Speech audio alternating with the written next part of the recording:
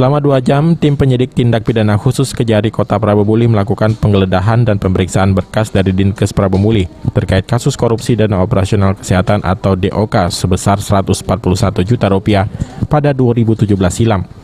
Selain memeriksa sejumlah berkas, Satuan Khusus Pemberantasan Korupsi yang dipimpin Kasipitsus Wan Hadi Susilo juga menyita 1 koper dokumen. Kasipitsus Kejari Kota Prabomuli mengatakan dalam kasus ini sudah menetapkan tersangka berinisial M. Sementara dari hasil penggeledahan, pihaknya belum menemui dugaan tersangka baru. Proses penyidikan ya. Ini kasus apa ini, Bang? Kasus yang dana BOK BOK ya? Tahun? Itu apa yang kita cerita berapa, Bang? Kalau kerugiannya berapa di? Belum ya, nanti belum. Itu apa yang kita enang itu, Bang? Disita apa itu, Bang? Dokumen terkait kegiatan aja. Ada penambahan belum, Bang, tersangkanya? Belum. Proses ya, sementara masih 1 ya. Oke. Oke.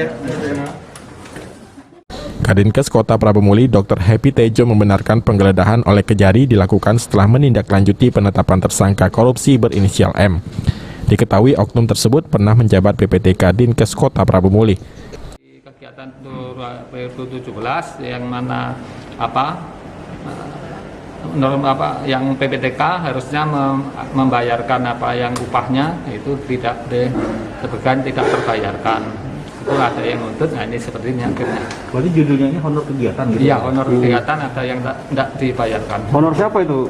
Petugas puskesmas. Petugas kesehatan di puskesmas. Iya. Berarti seluruh berapa besar itu anggaran? Nilainya berapa, Pak? Kalau nilai kegiatan 141 ya. Dengan kejadian ini, Kadinkes Kota Prabomuli menyampaikan akan bersikap proaktif dan menyerahkan seluruh proses penyelidikan ke aparat penegak hukum. Penny Firdaus, PAL TV. Sama dengan